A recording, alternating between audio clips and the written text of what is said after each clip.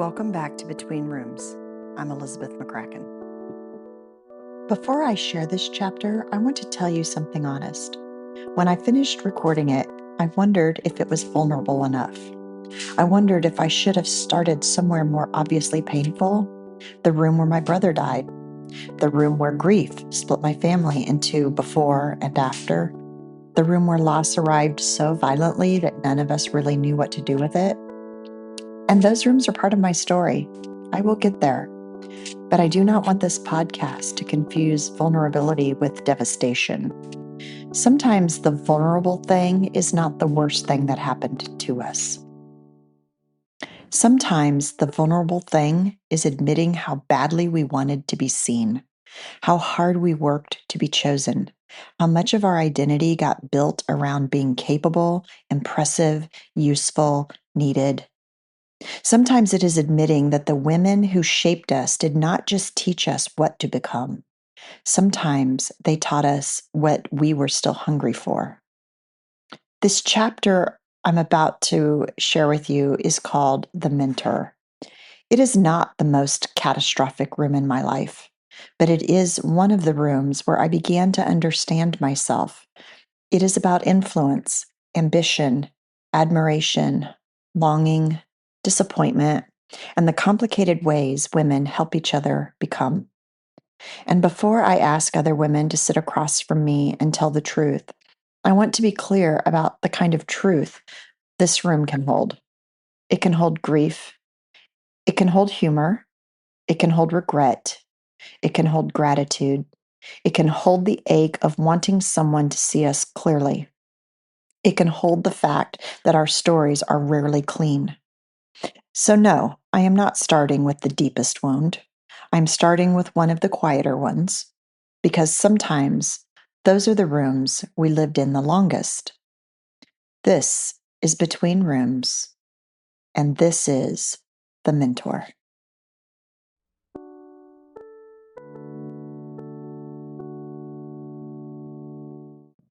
This afternoon in Stone Canyon, I decided to attack, rather than continue sidling around, a short tower of boxes labeled Office that I had been physically and mentally avoiding for a couple of weeks now. The top box opened easily with no tape on it, and in it were the effects from my desk from my first fully administrative position I ever had. A gold bulldog tape dispenser stared up at me as if he had been sniffing in oxygen from between the folded flaps that had held him hostage for 3 years. Drake's face lit up as he reached around my shoulder to snatch it. "Can I have this?" he queried, his eyes smiling. I hadn't heard him padding up behind me, and I turned my head over my shoulder toward him, holding the shiny dispenser as he smiled like a pirate who had just found treasure. "That's from my desk when Mama worked at Grandview," I replied absently. "Remember that job? Why do you want it?" "I love it," he replied, already walking it to his bedroom. He had always loved shiny things, different things. He is a nostalgic, soft-hearted hoarder of sorts. I had taken to calling him Templeton for the collection of random objects he would come home with in his pockets that he'd collect them from any random day, all of which were important and keep-worthy. I drifted back to the contents of the Grandview box, pulling out my journals, badges, notepads with letterhead, and started moving them directly to the trash can next to me. I had already resigned from Independence Public Schools when Lori called from Grandview for the third time. Not emailed, called. That mattered back then. I was standing barefoot in the kitchen in my Napa Valley neighborhood. 3 more neighborhoods to go before peace, when Lori from Human Resources asked if I could come in the next morning to finalize paperwork and sign my contract with the school district. Drake's sippy cup sat upside down on the counter beside a stack of unopened mail. My coffee had gone cold 3 reheats earlier. Moving boxes still lined the dining room wall, half unpacked and slightly collapsed inward like they were tired too. I remember leaning against the granite and closing my eyes after we hung up. "Director of Curriculum and Instruction?" I said it out loud once into the empty kitchen just to hear how it sounded in my own voice. The interview itself had felt electric from the beginning. Joanna was there, Lori too, several principals, a couple instructional coaches, and some teachers. Kenny, at the far end of the table, leaning back slightly, hands folded across his stomach like he was evaluating a purchase he wasn't sure he wanted approved. They asked the usual questions first: curriculum alignment, assessment, instructional coaching, achievement gaps. But somewhere in the middle, the room shifted. I don't remember exactly what I said, something about coherence, about teachers drowning in initiatives without systems, about students carrying the consequences of adult inconsistency. Joanna stopped taking notes and just watched me. Not politely, directly. Most interviews at that level feel performative. This one stopped feeling performative halfway through. I could feel it happening. The energy in the room changed, the way storms change pressure before rain. Principals started nodding before I finished answers. Lori smiled twice without realizing it. Joanna interrupted once, only to ask me to expand on instructional leadership because finally someone is talking about the work instead of optics. Kenny said very little. That should have told me something. At the end of the interview, Joanna walked me toward the hallway while others lingered behind the conference table gathering papers. "We need people who can actually do the work," she said quietly. I drove home vibrating with adrenaline. For the first time in years, I felt chosen for my mind instead of tolerated for my competence. Later, I would learn there had been another candidate Kenny preferred, Jennifer, already a principal in the district, already known, already safe. I was none of those things.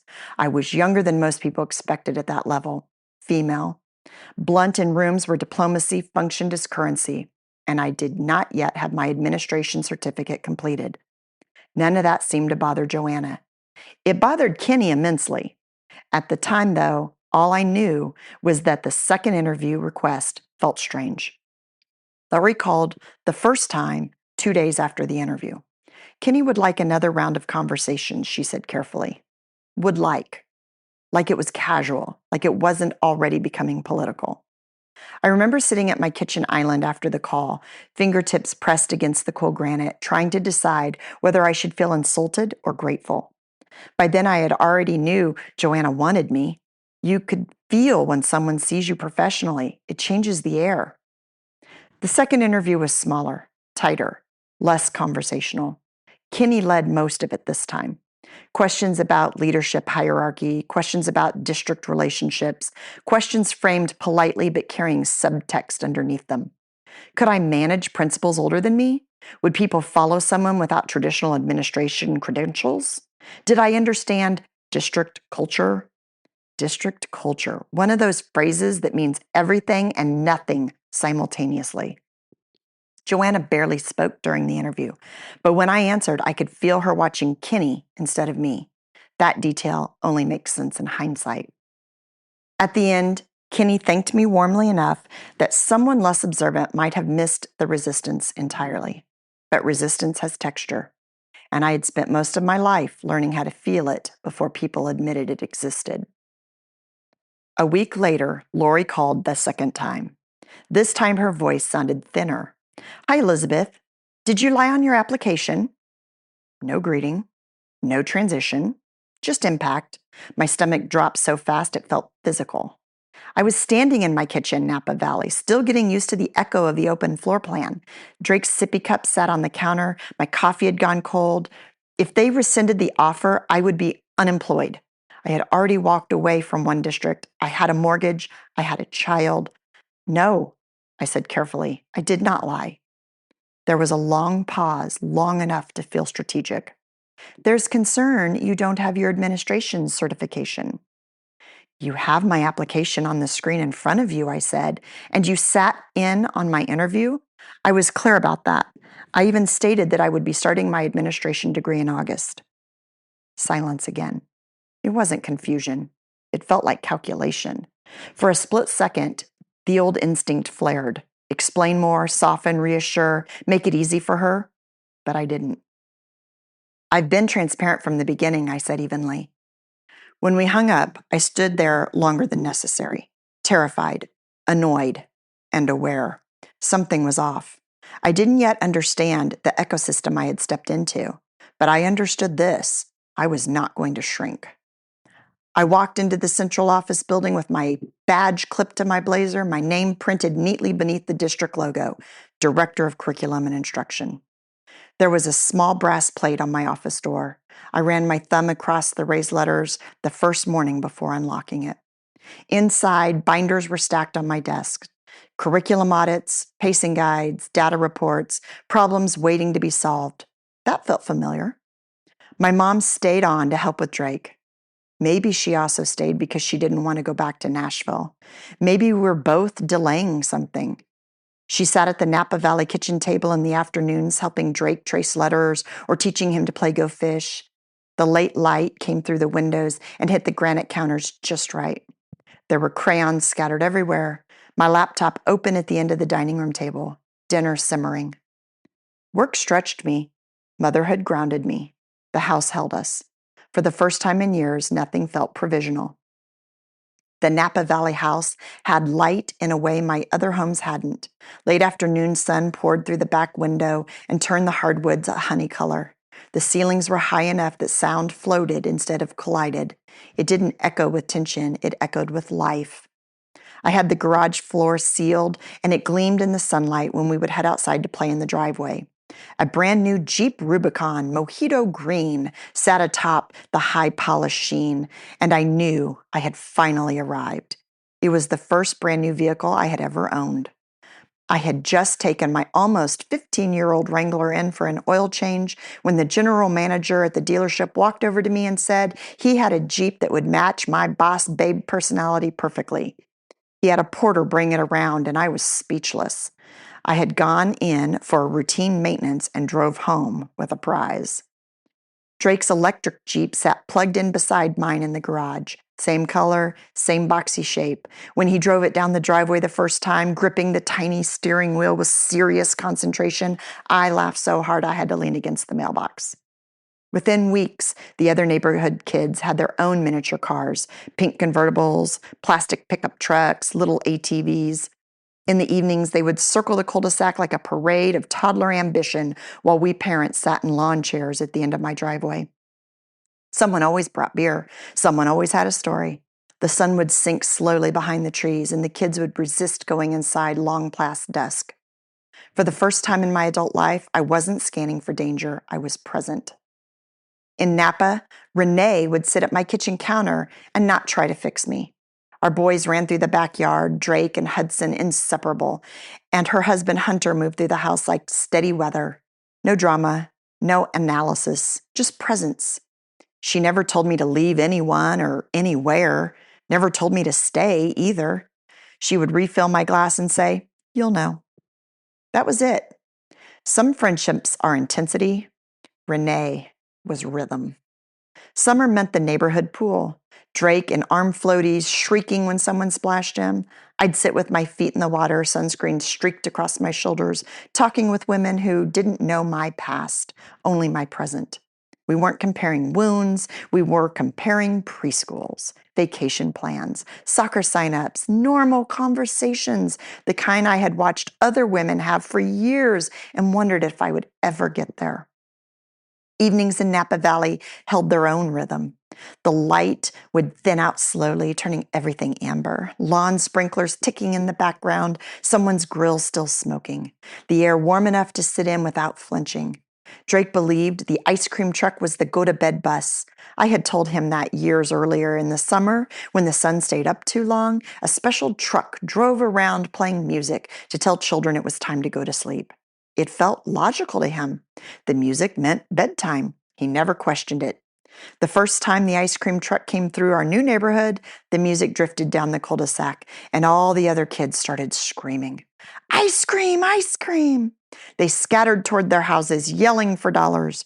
Drake stood in the driveway, hands on his hips, confused by the chaos.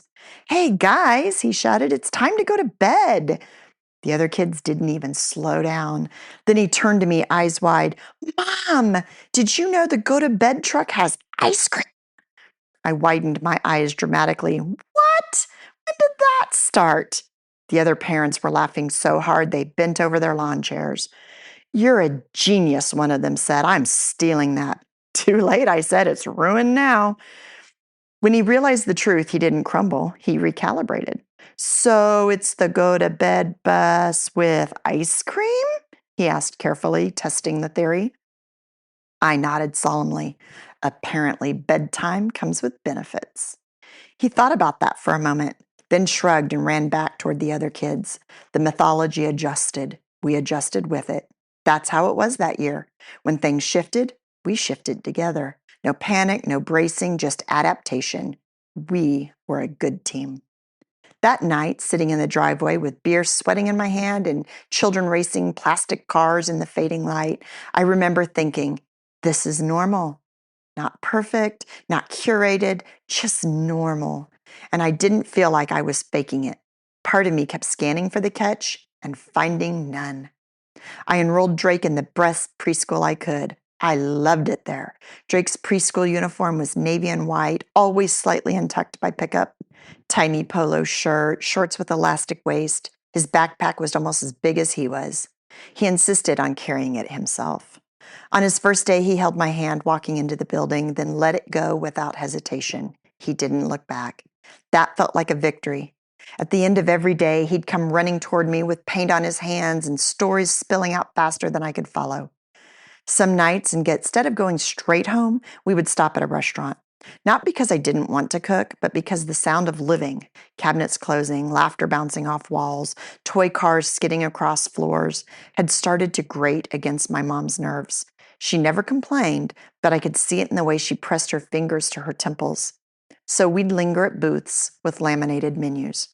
Drake coloring on paper placemats, me answering emails between bits of salad, the hum of the other families around us. It felt communal, soft, manageable. We were adapting without breaking. My primary bathroom had an oversized jacuzzi tub I had never imagined owning. On long days, district meetings, coursework, preschool pickup, dinner, bath time, I would run it full and sit with Drake in the warm water while bubbles climbed the edges. He would lean back against me, damp curls stuck to his forehead, narrating his day in fragments. Sometimes my mom would knock lightly on the door and ask if we needed more towels. The house would hum softly, dishwasher running, dryer turning, wind against the windows. There was no raised voice, no pacing in the basement, no slam doors, just water and warmth and small hands splashing. Later, after he was asleep, I would open my laptop at the kitchen island and work through case studies for my educational specialist classes. Research articles spread out beside curriculum binders, highlighter in one hand, tea in the other, competence and contentment side by side. I had just a few months earlier started dating Keith. He felt safe on paper, known, approved, family adjacent. My mother was elated. He talked about proposals like they were inevitable. But a month into dating, when we sat on his couch, a sheet carefully spread over the cushions, I felt something in my body recoil. Not because of intimacy, because of expectation. At the Renaissance Fair, about a week earlier, he'd pointed out a piece of fairy artwork and laughed and said, "I've always had a thing for redheads." I've been blonde my entire life. It wasn't the comment, though. It was the implication. I wasn't being chosen. I was being cast. When he talked about me moving to his home in Napoleon, about how we'd figure out my job, I felt the old narrowing sensation return. I had just built something. I was not going backwards. He didn't see the woman I was becoming. He saw the girl who used to run through my grandparents' yard, and I couldn't go back there. Letting Keith go felt less like loss and more like alignment. He was kind, familiar, approved, but I wasn't going to contort myself into someone smaller to make everyone else comfortable. When I finally told my mom it wasn't happening, she was disappointed in a way that carried history. Keith had always been safe, predictable, known, but I wasn't building safe anymore. I was building right. Eventually, she stopped mentioning him. Eventually, she accepted that I wasn't choosing based on nostalgia. Dating in general for me was sporadic and imperfect. Drake saw his dad every other weekend, so my windows were narrow. But I went out. I laughed. I met men. I let them open doors for me without assuming they would eventually close one. Some were kind. Some were dull. Some were charming but misaligned. None of them destabilized me. That was new. And I was thriving at Grandview. I drove to work in 10 minutes. I signed documents with my own title beneath my name. I could breathe financially. I could decide strategically. That first year, everything felt aligned. Work stretched me. Motherhood grounded me. The house held us. I had arrived. I did not yet know how quickly arrival can be mistaken for permanence. Stephanie was my first hire. Kenny resisted. I insisted. At work, I was no longer asking if I belonged in the room. I was building the room. Hiring Stephanie against resistance was the first time I felt my professional instincts override fear. Kenny tried to block it, suggested other candidates, questioned budget. I didn't budge. She's the right hire, I said, and she was. That felt different than earlier chapters. Earlier, I would have negotiated. This time, I decided. She was sharp, intuitive, grounded, the kind of educator who sees both systems and children at the same time. We rebuilt the coaching model from scratch. I told the team, coaching is not compliance. It's not evaluation, it's growth. Your role is to increase teaching quality. We practiced real feedback conversations. We analyzed student work instead of personalities. Some resisted, some rose. By spring, the air in the district felt different. My two secretaries stayed that first year, handing me decades of institutional knowledge like fragile heirlooms before they retired. They were inefficient, yes, but they knew where the bodies were buried, metaphorically and administratively. I learned quickly. I moved carefully. I built strategically. My desk was a controlled disaster. Binders stacked in uneven towers, sticky notes blooming across my monitor like warning flags, a legal pad filled with arrows and asterisks and reminders to myself that made perfect sense in the moment and none at all the next day. On top of everything sat the RTI overhaul agenda, revised for the fourth time that week because every revision uncovered another layer of expectation no one had bothered to mention out loud. Prissy liked things tidy, Stephanie had said once, at least on the surface. I paused. She left suddenly. Stephanie shrugged. Suddenly looks different from the inside. I waited. There were rumors, she said carefully, about favoritism, about proximity. Proximity, I asked. Stephanie met my eyes. You'll notice Kenny doesn't like that word. I smiled, uncomfortable. People always talk. Yes, she agreed, but sometimes they talk because they're trying to warn you. I laughed it off. I rubbed my eyes and leaned back in my chair, which creaked in a way that suggested it, too, was tired of holding me up. My phone buzzed. It was a text from my mother, carefully reassuring in the way that meant the opposite. Numbers, medication adjustments, comfortable at the moment. At the moment was doing a lot of work there. I stared at the screen longer than necessary, then turned the phone face down on my desk. There would be time later. There was always time later. That had become one of my core competencies. I opened my laptop again and pulled up the board update Kenny had already approved earlier that day. I wasn't changing the substance, just the language. Words mattered. They shaped perception. They softened hard truths or sharpened soft lies, depending on how you use them. Promising indicators, I typed, then deleted it. Promising didn't mean anything. Promising is what you say when you don't want to be pinned down. I replaced it with numbers, actual ones, growth and decline in the same sentence, context where it belonged. I knew Kenny preferred optimism, but accuracy felt like a form of respect. For the board, for the principals, for the teachers doing the work, for the kids. I smiled to myself, a small private thing, and shook my head. If I kept talking like that, I'd end up alone in this building forever. There's worse fates. I unlocked my computer screen, dropped my bag, and scanned my calendar. 2 meetings before lunch, both involving my principals, both already tense for reasons no one would name outright. I straightened the stack of handouts on my desk, checked the data one more time, and told myself quietly that accuracy still mattered, even if presentation sometimes outranked it. By the time I reached the conference room, the principals were filtering in, greeting one another with the practiced warmth of people who knew each other well enough to be polite and not well enough to be fully honest. A few nodded at me. One smiled with genuine relief. That part never got old. Morning, I said, setting my laptop on the table. We'll get started in just a minute. I always said we, even though I knew exactly who'd be doing the talking. The door opened behind me and the temperature in the room changed. He didn't announce himself. He didn't need to.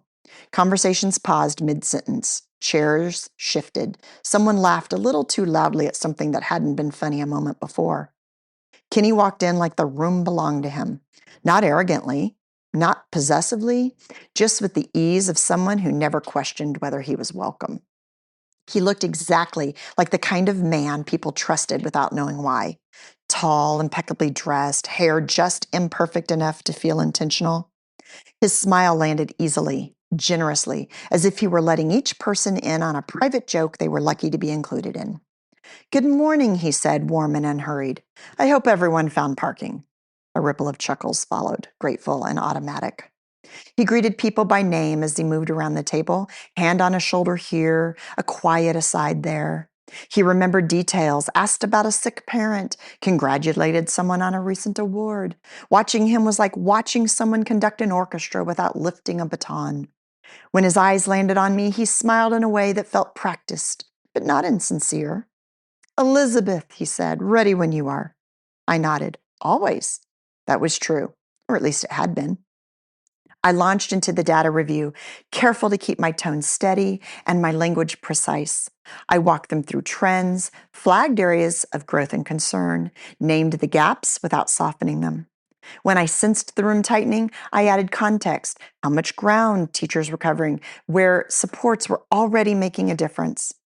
At one point, I caught myself saying, "I realize this sounds like a lot, but I promise I'm not trying to ruin anyone's week before 8 a.m.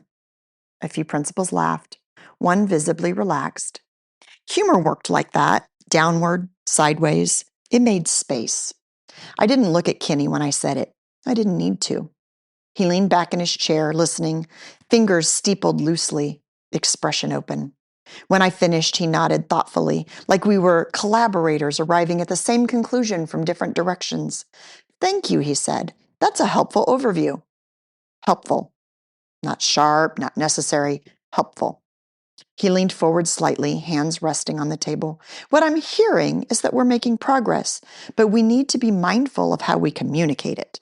Context matters. Our community needs confidence right now." The word confidence settled over the room like a blanket. He continued, rephrasing what I had said in broader, softer language. Vision, direction, momentum. None of it was wrong. None of it contradicted me. It simply reframed the story in a way that felt safer. Heads nodded, pens scribbled. I felt a flicker of irritation, quick and unwelcome, and I tamped it down. This was leadership, collaboration. I'd been in enough meetings to know that credit wasn't always a zero-sum game. Still, I noticed that when people referenced the work again, they didn't look at me, they looked at him. The meeting wrapped efficiently. Kenny thanked everyone for their time, reminded them of upcoming expectations, and dismissed the room with the casual authority of someone who didn't have to check a clock. As people gathered their things, he touched my elbow lightly. "Walk with me?" I did. In the hallway away from the room's performance, his voice dropped just enough to feel personal. "You did good work in there," he said. "Clear, thoughtful." "Thank you," I said. "I want to make sure we're not overselling anything." He smiled, slow and patient. "Of course. I just want us to be mindful of optics. We don't want to create unnecessary alarm." I nodded. "Accuracy isn't alarmist." "No," he agreed easily, "but timing is everything." I smiled because smiling felt like the appropriate response. "I'll try to keep my panic-inducing charts to a minimum." The joke hung there between us. Kenny's smile didn't falter, but it didn't deepen either. He didn't take the opening. He simply nodded, like I'd said something factual and faintly beside the point. "I appreciate your flexibility," he said. "It's an important quality at this level." At this level. The phrase lodged somewhere I didn't have time to examine. We reached his office. He paused at the door, hand on the handle. "You're an asset to this district, Elizabeth," he said. "Just remember, you don't have to carry everything yourself." It sounded like concern. It landed like instruction. "I'm learning," I said.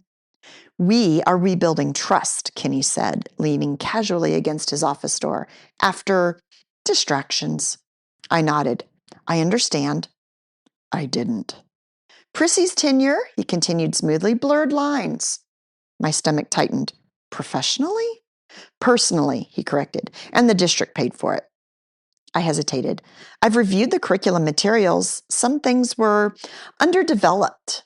Kenny's smile hardened just slightly. She had other priorities. The space between us chilled. Kenny laughed lightly. Leadership requires focus, Elizabeth. I'm glad you didn't bring baggage with you. Something in his tone told me he already knew that wasn't true. He smiled again, bright and reassuring, and stepped inside, closing the door behind him. I stood in the hallway for a moment longer than necessary, staring at the wood grain, replaying the conversation in my head. Nothing overt, nothing sharp, no lines crossed. And yet, I walked back to my office, passing Stephanie at the copier. She raised an eyebrow. How'd it go? She asked. Fine, I said. Very fine. She studied my face, then smirked. That good, huh? I shrugged, already reaching for my laptop. I think I just need to learn the dialect. Stephanie laughed softly. Girl, you speak fluent competence. That's not the problem. Prissy kept things quiet, Stephanie said carefully. I smiled, grateful for the deflection, and sat down at my desk. I told myself this is normal, that this is what leadership looked like, that I'll adjust. The boardroom was the only place in central office where people pretended power was shared. It sat at the front of the building with big windows and a long polished table that reflected everyone back at themselves. Suits, smiles, crossed arms, carefully neutral faces. A framed photo of the district's last bond victory hung on the wall like proof that optimism could be purchased if you package it correctly.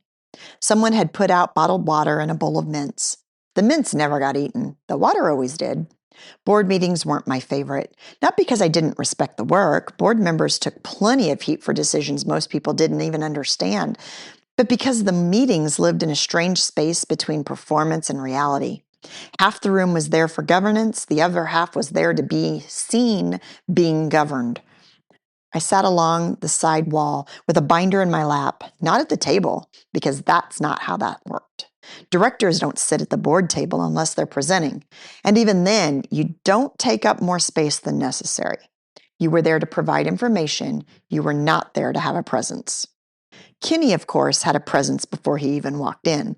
The cabinet filtered in gradually. Lori from HR, neat and composed in a way that made her seem immune to sweat and chaos. Royce, operations and maintenance, looking like he'd already been dealing with something leaking somewhere. Joanna, sharp and immaculate as always. And my partner Scott, smiling too widely, like he was thrilled to be anywhere there was an audience. Joanna arrived to rooms the way weather does, announced by other people before she ever entered. I heard her name 3 times before I saw her. Once in the hallway, spoken with relief. Once in a doorway, whispered with curiosity. Once from Scott, who said it like he was tasting something expensive and deciding if he liked it. She's sharp, he told me, leaning against my doorframe. Like, actually sharp. I looked up from my screen. That's reassuring. He grinned. I mean it as a compliment. Indubitably. I watched the board members take their seats. Most of them looked like people who had lives outside this room. Jobs, families, obligations they'd put on hold to sit under fluorescent lights and argue about budgets and policies. Because they did. Some carried the low-grade irritation of being there at all. A few wore expressions that suggested they genuinely cared and were trying not to let the machinery grind them down. And there's Leonard Green, as newly elected to the school board as his name implied. I noticed him because he noticed me. He was early 40s maybe, with the kind of friendly face that made strangers tell him their life stories at the grocery store. He wore a suit that fit well enough to signal effort, but not so well it looked like he enjoyed wearing it. He was flipping through a packet with the concentration of someone who wanted desperately to understand what he'd signed up for.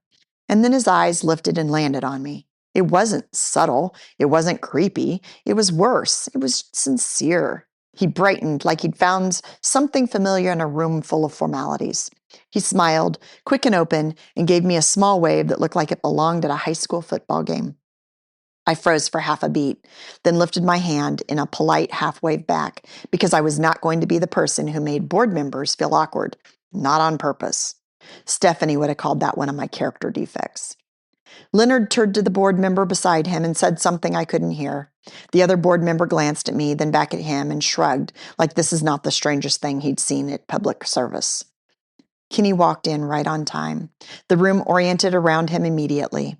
It was almost impressive the way he would make people feel like they mattered simply by acknowledging them, while still holding the center without effort. "Good evening," he said, voice warm. "Thank you all for being here. I know it's a long day." He made eye contact as he said it, like he meant it. People softened, shoulders lowered. Leonard sat up straighter, like he'd been given a task. Kinney took his seat at the head of the table. Not a throne, just the spot that made it obvious who was steering. I watched him glance down the agenda, then up at the board with that calm smile that made you want to believe everything was under control. "Before we begin," Kinney said, "I want to acknowledge the incredible work happening in our schools. Our principals and teachers are showing up every day for kids, and we are grateful." I felt myself relax, just a fraction, because it was hard not to want to believe the best version of that statement. Then he moved into the agenda smoothly, efficiently. Finance, operations updates, staffing notes, each section framed as steady progress, purposeful decisions, responsible stewardship. When it came time for the data report, Kinney gestured toward me without looking in my direction. "Our curriculum director has been leading some strong work in this area," he said. "Elizabeth will walk us through the highlights." There was that word again, highlights. Not the truth, not the gaps, highlights. I stood, clipped my badge to my blazer like it made me feel legitimate, and walked to the front. The room's attention turned toward me. Board members, cabinet members, a few community observers seated in the back, faces lit by the glow of their phones. I knew some of the principals who had come to watch.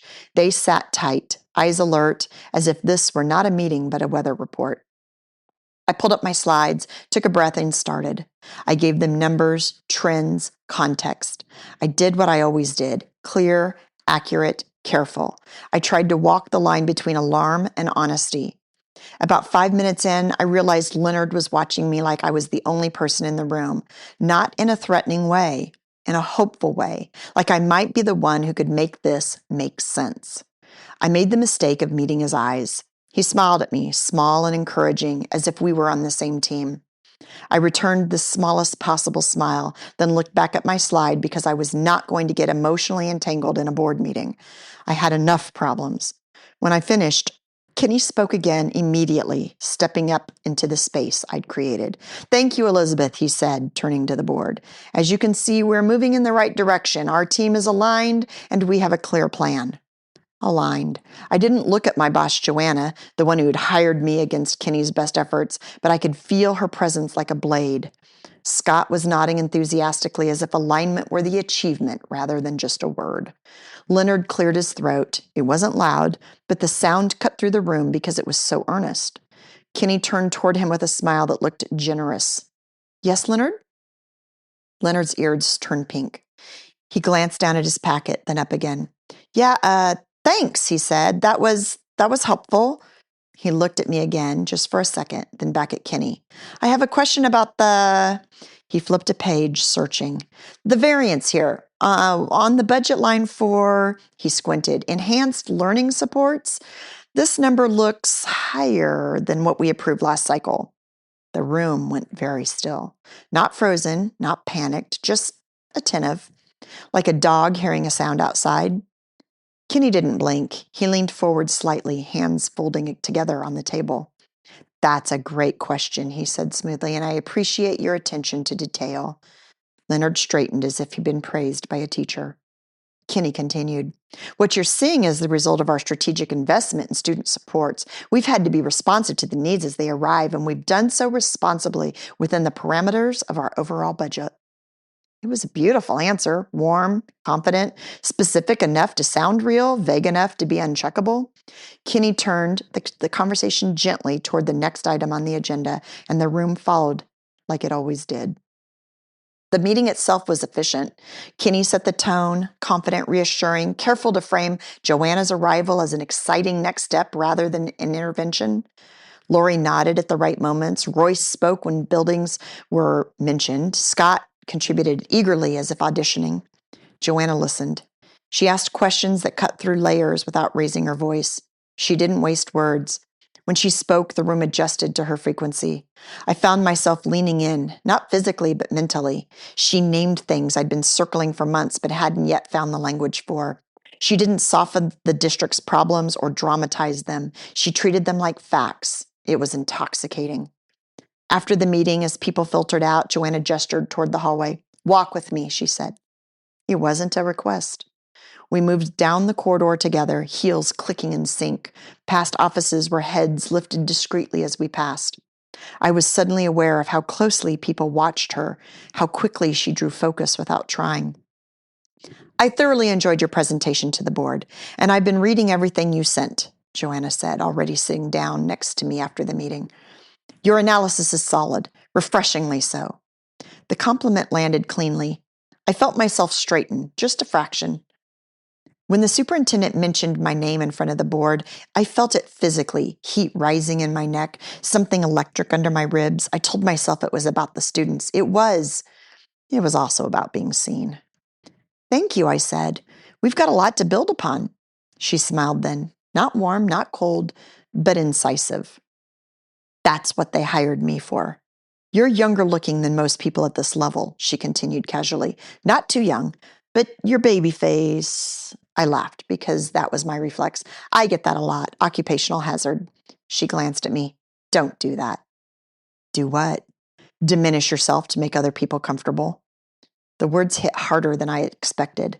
I opened my mouth, then closed it again. "I wasn't aware." "I know," she said. "That's why I'm telling you." We stopped outside of her office. "You're good," Joanna continued, her voice lower now. "Very good. And you work too hard." I smiled automatically. I've heard that before. She turned fully toward me. "I'm not complimenting you." The smile faltered. "I've noticed this district has a pattern," she said. "It chews up competent people and rewards performative ones. If you don't learn how to navigate that, you will burn out or be pushed out, possibly both." I felt a surge of something. Gratitude, maybe? Relief? Here was someone who saw it. "I want to learn," I said. "I know I'm new at this level." She studied me for a long moment, eyes sharp, assessing. "Good," she said finally, then listened carefully.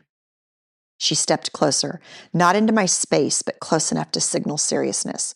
"Stop assuming good intentions are enough," she said. "Stop explaining yourself to people who benefit from misunderstanding you, and stop thinking that being liked will protect you." I swallowed. "I don't." She held up a hand. "You do, and it will get you hurt." Her phone buzzed. She glanced at it, irritation flashing across her face before being smoothed away. "We will meet weekly," she said, privately. "I want to see how you think without an audience." "I'd appreciate that," I said, and meant it. She nodded once. "You should." As I turned to leave, she added, almost as an afterthought, "And one more thing." I paused. "Be careful with the board," she said. "They like to feel informed. They hate feeling corrected or like they aren't on top of things." I thought of Leonard's question, the way he'd looked at me like I held a map he didn't have. "I understand," I said. Joanna's mouth curved slightly. "No, you don't, but you will." She went into her office and closed the door. I stood there for a moment longer than necessary, my heart beating faster than it had any right to. My intentions were sincere. My execution was human. I felt energized, sharpened, like I'd been given access to a language I'd always known existed but hadn't yet spoken. As I walked back to my office, Joanna's words replayed in my head, not the warning, but the certainty with which she delivered it. "You will." For the first time since arriving in Grandview, I felt like I had a guide. So much still to learn, but I'm a quick study, I reminded myself.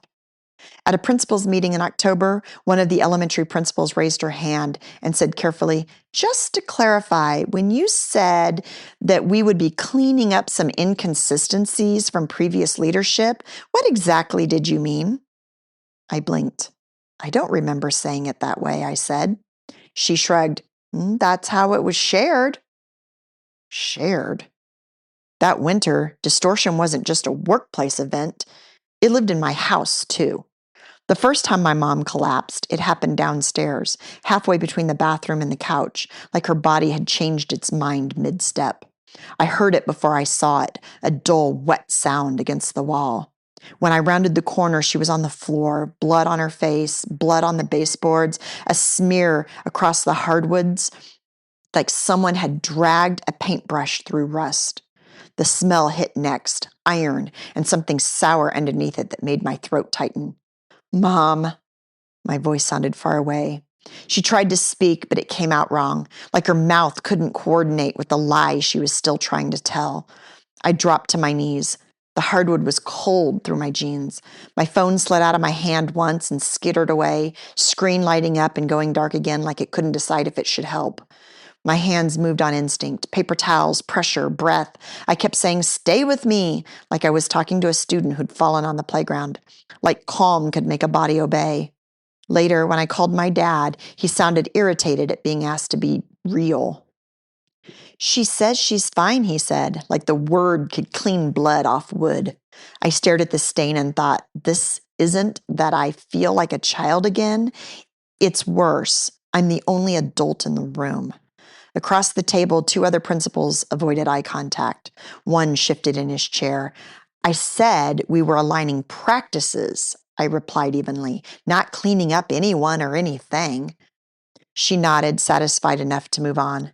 The phrase followed me for weeks, cleaning up. I had never even used it, but someone had, and it had my name attached.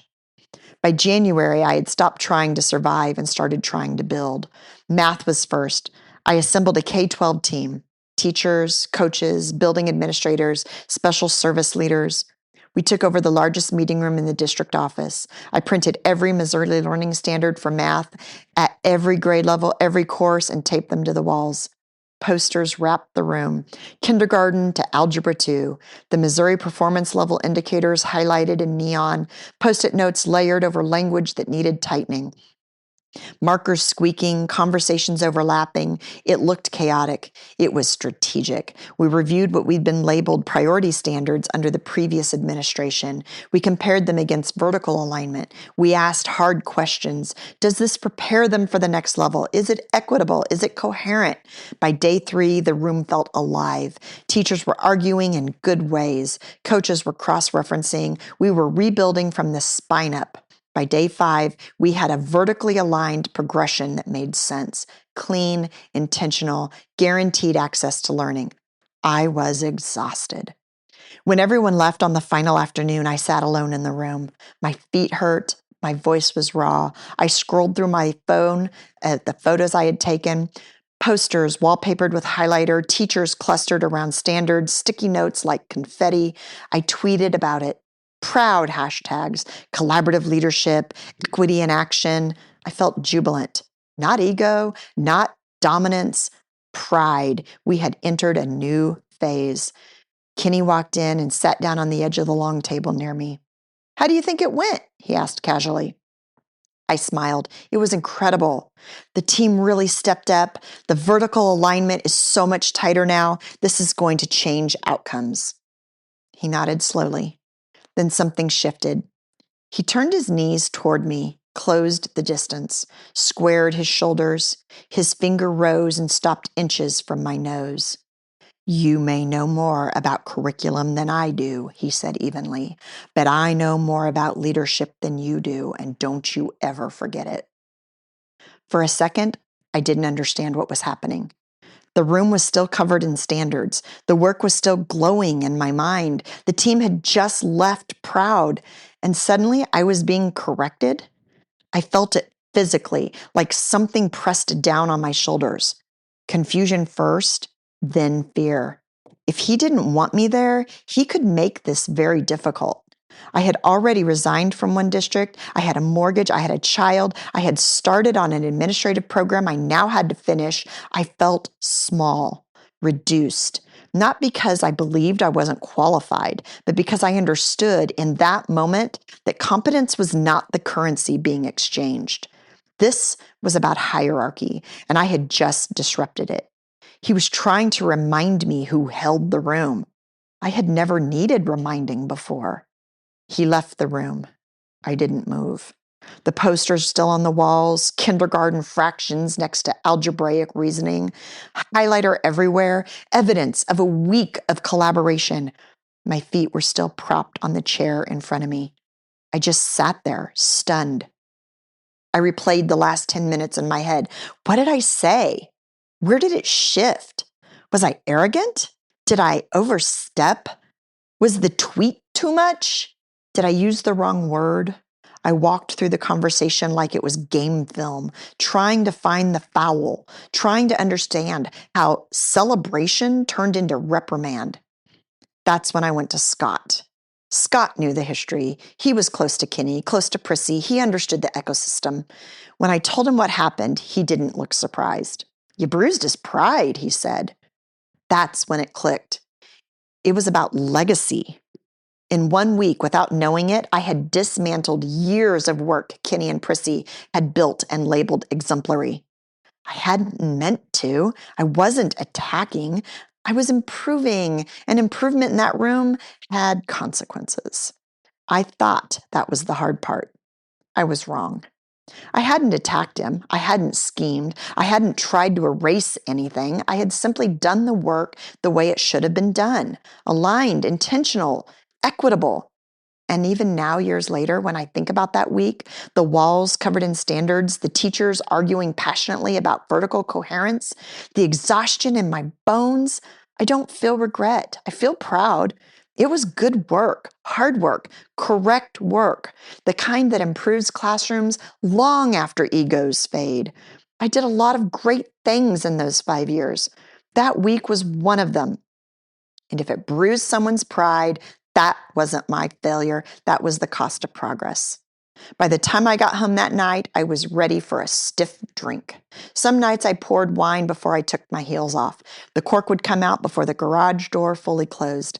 I'd set my bag on the counter and reach for a glass without breaking stride. Drake sat at the counter playing absent-mindedly on his tablet, his fingers tapping a rhythm he didn't realize he'd learned from me. I'd kiss the top of his head and refill before he finished his next game level. It looked ordinary. That's what unsettles me now. "You're late," he said, not accusing, just noting. "I know," I replied. "Big day." He nodded like that explained everything. "You always say that," he said. I smiled. "That's because it's usually true." He kept tapping, too hard, the screen fluctuating slightly. "Do you like your job?" The question caught me off guard. "Of course." He glanced at me skeptical. "You don't smile the same." It explains nothing. It just shows the nervous system memory. His words shouldn't have hit like they did. But my body did that thing before my mind could catch up. A small freeze, a quiet internal brace. Like the garage years ago. Jay standing too close to the workbench, keys in his hand, jingling them once, sharp, impatient, while I tried to keep my voice even. The smell of oil, cold concrete through the soles of my shoes, the garage door half open, letting in a tiny strip of daylight that didn't help. He didn't have to yell to make the air change. He just had to look at me like I'd disappointed him. In the kitchen now, Drake's eyes staying on my face, waiting. He wasn't accusing. He was noticing. I swallowed and forced a smile back into place like it belonged to me. I laughed and winked at him. "I smile plenty."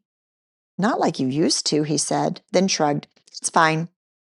I watched him for a moment longer. He felt my eyes, pried himself from the bar stool, and gave me a big hug.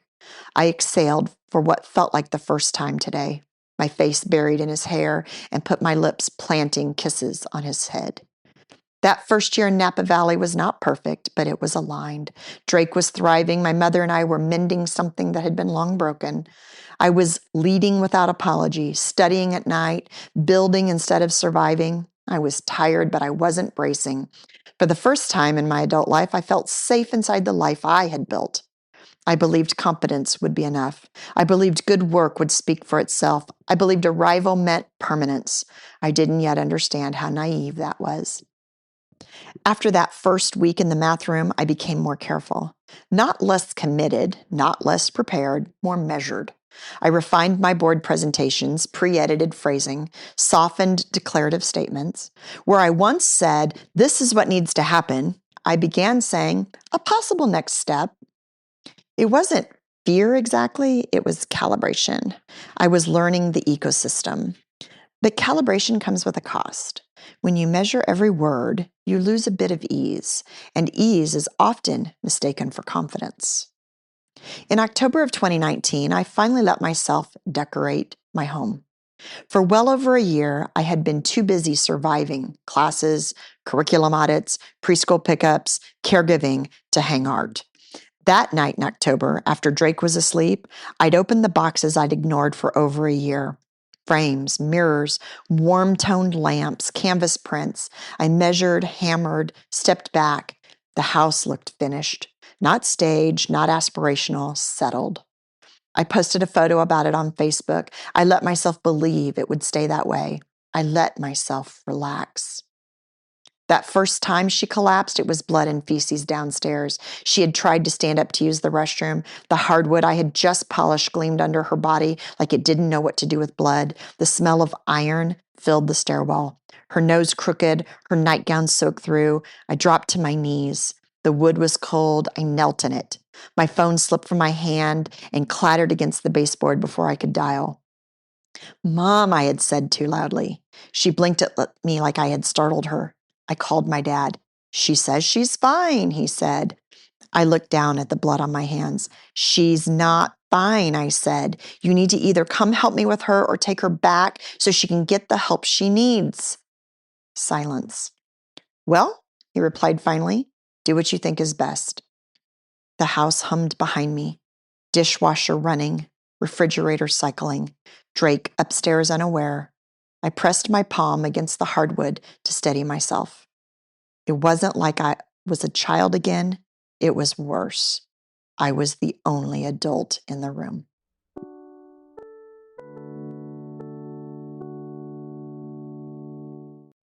The reason I wanted to begin here with this chapter is because I think many women understand this room. The room where you are becoming powerful, but still unsure you are allowed to be. The room where someone sees something in you before you know how to claim it. The room where admiration and longing get tangled together. The room where you realize competence has become both your gift and your hiding place. For a long time, I thought being strong meant being fine. Now, I think strength is sometimes the ability to go back and tell the truth about what shaped you. Not to blame it, not to worship it, but to understand it. That is what I hope Between Rooms becomes, a place where women can tell the truth about the rooms that shaped them, even the quiet ones, especially the quiet ones.